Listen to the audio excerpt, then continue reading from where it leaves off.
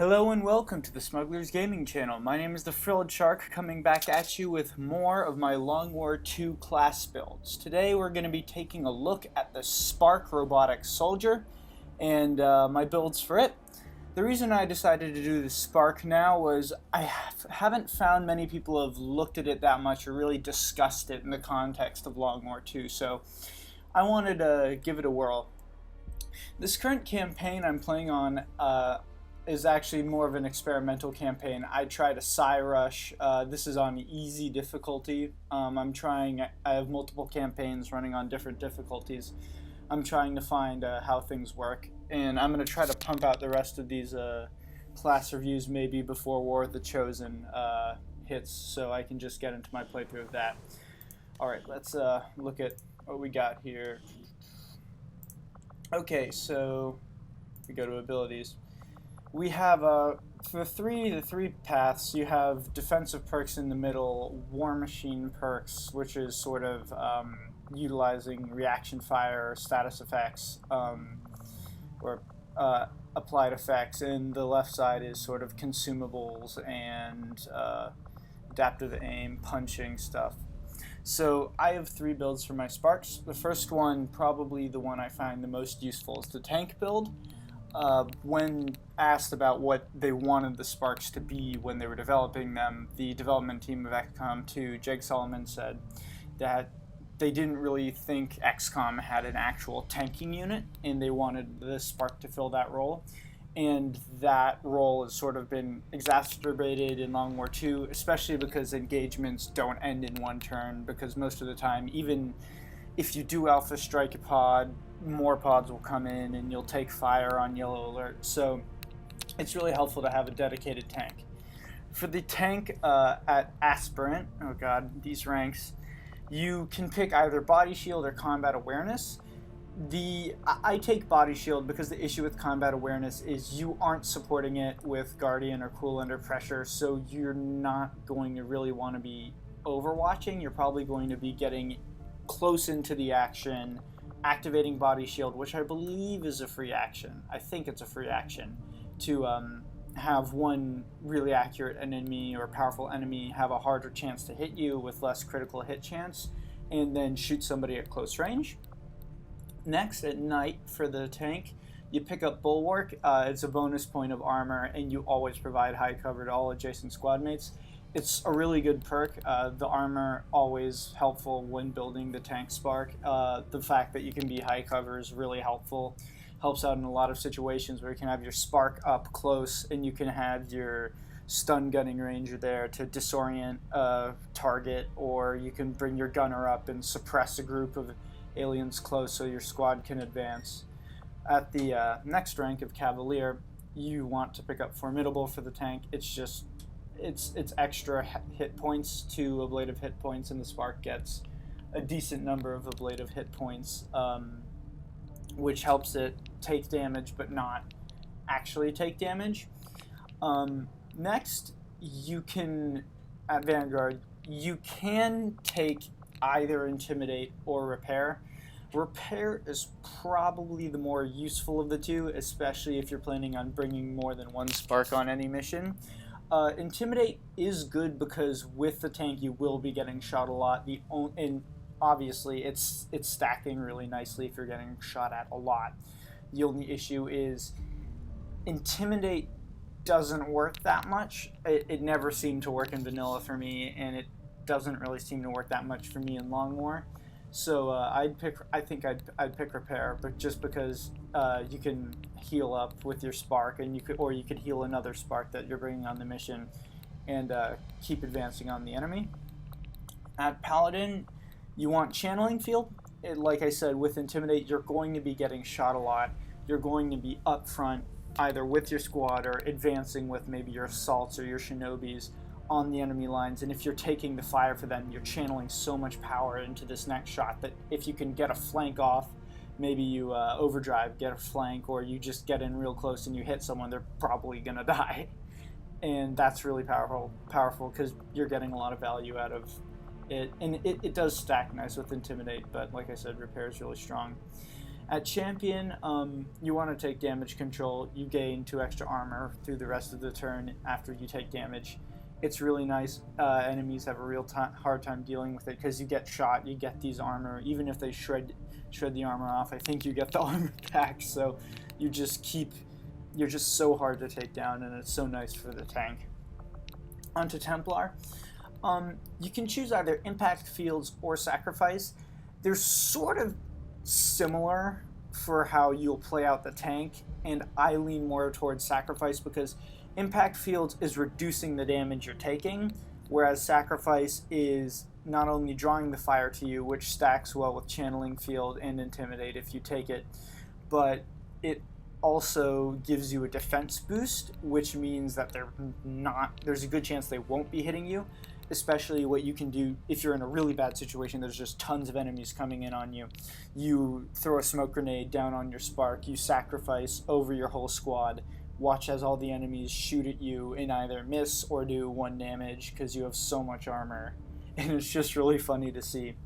Whereas impact fields, you aren't guaranteeing unless you're up close that the enemies are going to shoot at you. It's 33% of damage that you have to take.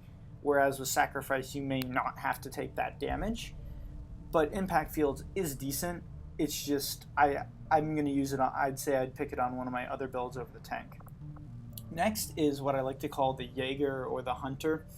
The Jaeger's job is basically to do lots of damage, apply lots of debuffs and destroy armor, and get lots of shots off. They're kind of like a ranger, but a mech, and worse or better, question mark, probably a little worse. And it's just an interesting thing to think about, but I usually don't build them. The thing that people complain about with the Sparks is that their aim progression isn't great. I believe it's 20, so on normal difficulty you go from 65 to 85. Upgrading the Sparks main weapon also confers an accuracy bonus, which is nice too. It's probably bringing it up to 95 at tier 3 if you get there. And then if you play with the mod Metal Over Flesh, Spark upgrades in the Proving Grounds, you can stack another plus 10 on there. And if you allow your Sparks to have equipable ammo slots, you can stack another plus 5 with Tracer rounds if you want, or self-correcting rounds. And I do play with both of those mods because in War of the Chosen, Sparks are getting a buff. They're going to be having higher stat progression. They're going to be given weapon modifications for their main weapons, which would be really nice, and which will probably carry over into Long War 2, so the build will probably be a little bit more viable. But what you do is, at a Aspirant, you take Adaptive Aim, because you want to be shooting as much as possible. It's really nice to have these 3 actions. Next, at night, you take Shredder. It's really only Shredder because you can have 3 good chances to hit with Adaptive Aim and 3 chances to apply Shredder to high health, high armor enemies, which is really nice, especially because Shredder stacks with weapon tier. At Cavalier, you can take it's really only holo targeting. Just like with Shredder, you're getting lots of value out of shooting multiple times per turn and applying a holo targeting to potentially 3 different enemies, which is really, really good. It's very strong. At Vanguard, you're going to take Guardian. Repair is always tempting, but Guardian is kind of better because you can shoot twice with Adaptive Aim, Overwatch, and potentially get up to 2 more shots at tier 2 with your tier 2 cannon because it has 4 ammo. And then tier 3, I believe it gets another charge of ammo, so you could potentially get another shot out of that, which is really nice. And that again is stacking the Shredder and holo targeting. At Paladin, you're taking Cool Under Pressure because you want to make Guardian be better. You get the plus 10 aim, you can critically hit, it helps with your sort of lower aim, and that makes Guardian more effective. At Champion, Nova is good, and it was definitely good in vanilla, but the issue with Long War 2 is, well, you're going to be getting shot at a lot because you're a Spark and you can't take cover, and you don't want this infantry spark to be super squishy and just die every mission and you have to repair them. And while Nova is good, you could only really get the one attack out of it before you'd start having to hurt yourself and having to take repair over Guardian, which isn't what this build wants to be doing. Damage control, on the other hand, gives this build a little bit of survivability that I think it needs for you to ever justify taking it on big missions and regular missions, because if you do get shot, you do get that extra 2 armor, and that will help out maybe not dying that turn if all the shit's hitting the fan. Finally, at Templar, you want Hunter Protocol, because Hunter Protocol stacks with Cool Under Pressure and it stacks with Shredder. So you can run up, and if you activate somehow like half the map and you see like 12 enemies, you have a 33% chance to take shots. 12 times 33, you're probably going to get a good number of shots out of that, potentially up to, well, statistically 4, which is probably all your ammo anyways, which is very strong, and they'll be in the open, so it's like free Overwatch. It stacks really nicely. Okay, finally, we're moving on to what I like to call the Brawler. I don't know about this build. It's just, I came up with it. I haven't really play tested it at all. You want Body Shield because, like I said, you're definitely not going to be overwatching with this build. You're going to be getting up close to brawl with the enemy. Body Shield's helpful because you can say, oh, I want this enemy to have a worse chance to hit me and a worse chance to crit me. At night, you take Rainmaker, and it lets you do +2 damage and have an increased area of effect on your guaranteed heavy weapon. Heavy weapons for Sparks are only the plasma cannon that shoots in a line at tier 3 and the Shredder gun types, which is kind of worse than vanilla because you could equip the Blaster Bomb with +2 damage, and that was pretty fun. And another thing why I didn't take Rainmaker on those other 2 builds is you only have 1 charge of your heavy weapon, unless you're playing with upgradable, the Foundry projects for Sparks, where you can get another charge, but you have to have Sectopod Rex, I believe, for that, and you won't come across those that much in Long War 2. So it's kind of like, but for this one where you're up close and you can put guaranteed big damage on target, it will help. Next, you take Strike because it's pretty good. It's a pretty good chance to hit. It will do a lot of damage. You can use it after running. You can get right up in there and start brawling with the enemy, which is pretty good. Next, you want Repair because even though you probably will be getting shot a lot, Repair helps you repair back some of that damage. Guardian, aren't taking any perks to support it. Next, Bombard is nice because it's guaranteed cover destruction. It always destroys cover, I believe, and it's more guaranteed damage, which will help this build have more long-range utility. Or you can take Channeling Field because, like I said, you will be probably also getting shot a lot with this build, and that builds up your weapon power, so you can continue either when your fist is on cooldown, you can still do lots of damage per turn. Next, any of these perks are good.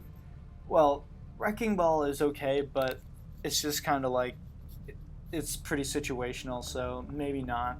Damage Control is nice because, like I said, you'll be getting shot a lot. It'll help increase your survivability. Nova, it's guaranteed damage that you can repair back in this case once you get up close, so I think I'd probably take Nova, but Damage Control is also very good. And then finally at Templar, I think Impact Fields is better because you're not going to be with your squad with the Brawler, you're going to be brawling, you're going to be punching people in the face, and you're going to be up close with the aliens, which means they're probably going to hit you, so if you are going to take the damage, you can decrease the amount of damage you're going to take. The only issue is that Impact Fields does require a single non-turn ending action to activate, which may sort of interfere with what's going on unless you wanted to overdrive and activate it and then get off your shot or your punch. Alright, that's about it for me here. Thanks for watching. Like, comment, subscribe to the Smugglers. Tell me what you want to see next. I will be doing a playthrough of War of the Chosen. I've already pre-ordered my copy.